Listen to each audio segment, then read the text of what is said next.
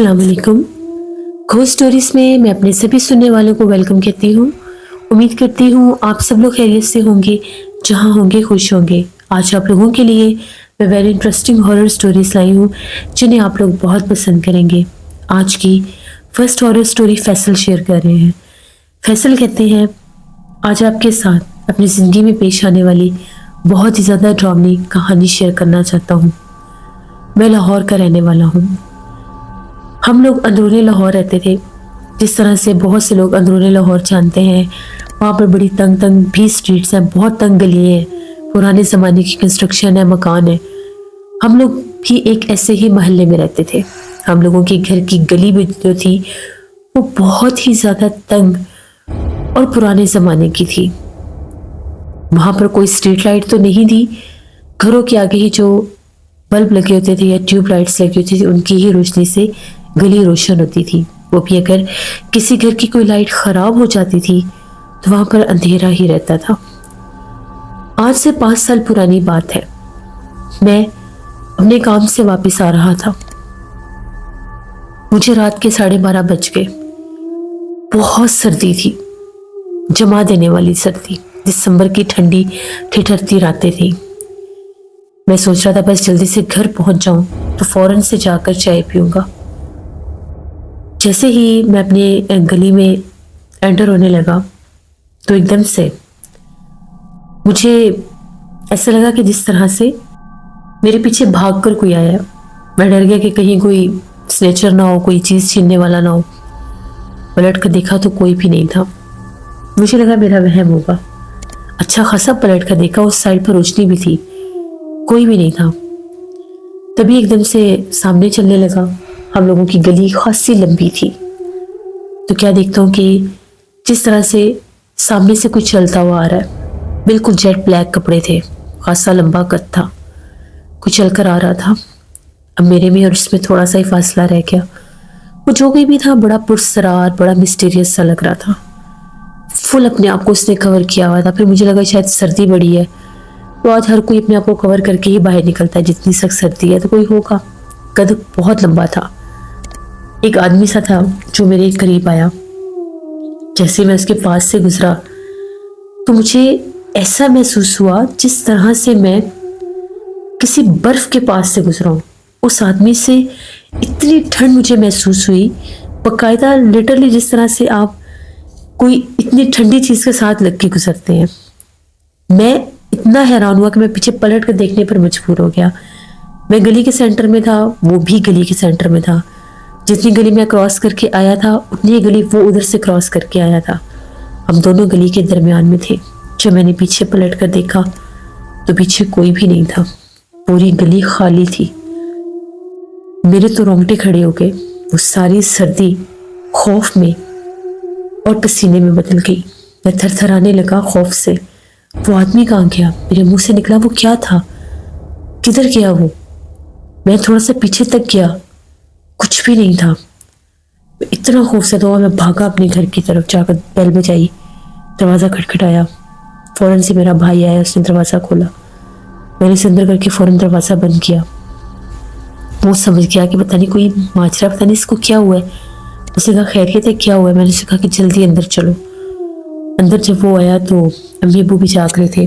मैंने उन्हें सारी बात बताई कि इस तरह से गली में मेरे साथ ये हादसा हुआ है। मैंने एक काले रंग की परछाई के एक वजूद को देखा जो मेरे सामने गायब हुआ मुझे क्रॉस करके। ये भी बड़े परेशान हो गए और कहने लगे जल्दी आ जाया करो, इतनी देर मत किया करो। पता नहीं वो क्या था क्या नहीं जो तुम्हें नजर आया। अगर देर हो भी जाए तो इधर कुर्सी पढ़कर आया करो। खैर थोड़ी देर के बाद मेरा छोटा भाई जो था वो चाय बना कर ले आया। मैंने चाय पी, कुछ रिलैक्स हुआ, नींद बड़ी सख्त आ गई, सो गया। इसी तरह से रूटीन चलती रही। 4-5 दिन हो गए, कोई हादसा नहीं हुआ दोबारा। कोई मैं डरा नहीं, दोबारा मैं भूल गया उस चीज़ को, नॉर्मल रूटीन में आ गया। एक रात फिर मैं काम से वापस आ रहा था तो मुझे बहुत देर हो गई। 1:45 का टाइम था। आज भी बहुत ठंड थी और मेरे दिल में थोड़ा सा डर भी था कि कहीं आज फिर मुझे कुछ ऐसा वैसा नजर ना आ जाए। तभी मैं अपनी गली में आया। गली बिल्कुल खाली थी, कुछ भी नहीं था गली में। जैसे मैं अपने घर से थोड़ा ही दूर था तो मुझे ऐसा लगा कि जिस तरह से मेरे कंधे पर किसी ने हाथ रखकर मुझे रोकना चाहा। मैं एकदम से थरथराकर पीछे हटा और मैंने पलट कर देखा तो कुछ भी नहीं था। मैं अपने कंधे पर हाथ मारने लगा कि ये क्या था, मेरे कंधे पर किसने हाथ रखा है, बकायदा मेरे कंधे को किसी ने छुआ था। तभी जब मेरी अगली तरफ जब मैं घर की तरफ देखने लगा तो फिर मुझे हम लोगों के घर से थोड़ा ही दूर कोने पर एक घर था, उसकी रोशनी में मुझे वही परछाई काले रंग की खड़ी हुई नजर आई। बकायदा वो वहां पर खड़ा था। मैं इतना खौफजदा हुआ कि मैं घर के आगे भागा और मैंने जोर जोर से दरवाजा पीटना शुरू कर दिया। घर वाले भागे कि पता नहीं बाहर क्या हो गया है।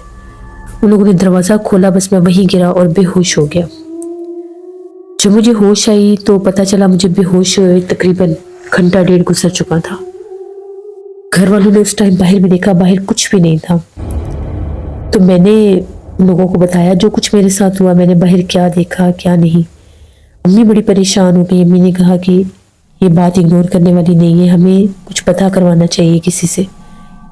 मुझे इतना सब बुखार कि मैं तो उठने के भी काबिल नहीं था। मेरा भाई मेरे लिए मेडिसिन लेकर आया। मेडिसिन खा के मैं कुछ चलने फिरने के काबिल हुआ शाम तक। तो अब्बू जो थे वो मुझे लेकर गड़ी शाह गए। वहां पर एक बुजुर्ग थे, उनसे मुलाकात हुई। उन्हें मैंने सारी बात बताई। उन्होंने मेरी पूरी बात सुनी। उन्होंने ये कहा कि वो जो तुम्हें काले रंग की परछाई में कुछ नजर आता है वो जिन्नात है। अब वो जिन है या कोई जिन्नी है या जो भी उसका रूप है, जिस रूप में भी वो अपना आप जाहिर कर रहा है, उस वक्त उसकी वो गुजरगाह की जगह होती है जब तुम आते हो। 12 बजे के बाद ये मखलूक आज़ाद होती है। उस दिन उसने अपना आप तुम पर जाहिर किया, तुम समझ गए। आज वो तुम्हारे करीब नहीं गुजरा क्योंकि वो तुम्हें कोई नुकसान नहीं देना चाह रहा, लेकिन अपना आप जाहिर कर रहा है तुम्हारे ऊपर। 12 बजे के बाद अपने घर आना जाना छोड़ दो। 12 बजे से पहले आ जाया करो। कोशिश करो कि 12 तुम्हें ना ही बजे, क्योंकि 12 बजे के बाद ये मखलूकात जहाँ पर भी होती हैं, जहाँ पर इनका गुजर बसर होता है, ये अपना आप जाहिर कर देती हैं। फिर उन्होंने मुझे एक तावीज़ भी दिया हिफाजत का, कुरान पाक की आयत का, मुझे गले में पहनने के लिए। वो तावीज़ मैंने अपने गले में पहन लिया। 2-3 माह मेरे बड़े सुकून से गुजर गए। मैं टाइम से घर आ जाता था 12 बजे से पहले, 11:30, हद होती थी 11:30, नहीं तो 10:30 पौने 11 बजे तक घर आ जाता था। उन्हीं दिनों में हम लोगों के जैसे मोहल्ले के और भी लोग थे, देर सवेर हो जाती है हर किसी को आते हुए। तो हम लोग 2-3 दोस्त गली के मिले, उनसे बातचीत हुई। मैंने उन्हें अपना किस्सा बताया तो उनमें से एक दोस्त कहने लगा कि मैंने भी 2-3 बार उस अजीबोगरीब परछाई को देखा है, वो पूरा इंसान के वजूद में होता है। मैंने तो बाकायदा उसको इस फलां घर के आगे खड़े देखा है। एक नज़र पड़ती थी जब मैं घर पर बैल दे रहा था तो दोबारा नज़र पड़ती है, वहाँ पर कुछ भी नहीं होता। शायद हमारी गली ही आसेब ज़दा है, यहाँ पर उस मखलूक का गुजर बसर है। आधी रात के टाइम गली में बकरी बोलने की आवाज़ बहुत ज़्यादा गूंजने लग गई। पूरा मोहल्ला परेशान कि ये किसकी बकरी है, किसने रखी हुई है। रात होती जाती है, फिर काले रंग की बकरी गली में आ जाती है। इतना शोर मचाती है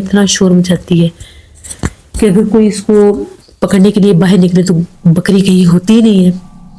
लेकिन जैसे वो पकड़ने वाला या जो पकड़ने के इरादे से बाहर जाता है और घर वापस जाता है तो फिर से आवाज़ें शुरू हो जाती हैं। फिर हम लोग इलाके के सभी लोग मिलकर एक बुजुर्ग को लेकर आए। जब वो बुजुर्ग आए तो उन्होंने कहा कि यहाँ पर जिन्नात का बसेरा है। वो घर दरअसल तकरीबन 6-7 साल से खाली था। उनका ये कहना है कि उस घर में बहुत ज़्यादा जिन्नात का बसेरा है। वही जिन्नात रात को अपना आप जाहिर करते हैं। वो नुकसान किसी को नहीं देंगे। जब जिन्नात इस तरह से शोर मचाते हैं तो सम टाइम वो इंसानों को अपनी तरफ मुतवज्जो करते हैं कि कोई इंसान उस तरफ आए और उसको नुकसान दे। तो आप लोग कोशिश करें कि रात को, आधी रात को इस गली में मत निकला करें। कोई भी आवाज़ सुने, कोई भी आहट सुने, कोई भी परछाई देखें तो पीछे हट जाए, उसको बुलाएं ना। आहिस्ता आहिस्ता ये सिलसिला कम हो जाएगा, क्योंकि इनको निकाला नहीं जा सकता, ये बहुत ज़्यादा है। फिर ये पूरी मोहल्ले में ये बात फैल गई, हर गली के घर में। शाम को बच्चे तो बाहर नहीं निकलते थे, फिर भी हम लोग जैसे नौकरी पेशा थे, हम लोगों को वापस आना होता था, हम लोग भी टाइम से घर आ जाते थे। सर्दी की रातों में तो बहुत ज़्यादा मसाइल होते थे, गर्मी में भी होते थे, लेकिन सर्दी की रातों में छतों पर भागने की आवाज़ें आना, बाकायदा कुछ छतों पर भागता था। गली में बच्चों का, देर रात के बच्चों का हंसना खेलना महसूस होता था, जैसे गली में बाहर कोई खेल रहा है। बड़ा अरसा हम लोगों की गली आसेफ ज़दा रही, बहुत अरसा, 4-5 साल ये मामलात रहे हमारी गली में। यहाँ तक कि बाद में लोगों ने ये भी कहना शुरू कर दिया कि एक औरत भी नजर आती है, अक्सर उसी घर के आसपास खड़ी वो औरत भी नजर आती है। फिर उसके बाद उस घर को आबाद किया गया। उसके जो मालकान थे उन्होंने वो घर बेच दिया किसी को, उन लोगों ने घर आकर आबाद किया। जब वो घर आबाद हुआ उसके बाद गली में ये मामला थम गए। तो ये हम लोगों की गली के इलाके की कहानी थी जो मैंने आपके साथ शेयर की। बहुत शुक्रिया फैसल आपका। जैसे ये थी आज की एक हॉरर स्टोरी। उम्मीद करती हूँ आप लोगों को पसंद आई होगी। आप लोग भी अपनी हॉरर स्टोरी शेयर कर सकते हैं डिस्क्रिप्शन बॉक्स में दिए गए ईमेल आईडी nusheelmir57@gmail.com पर। इसके अलावा आप लोग मुझे कमेंट बॉक्स में भी स्टोरी शेयर कर सकते हैं। मेरे चैनल को ज़्यादा से ज़्यादा सब्सक्राइब करें और सपोर्ट करें। आप लोगों की सपोर्ट की मुझे बहुत ज़रूरत है। Thank you for listening my stories. Stay tune. Allah हाफिज़।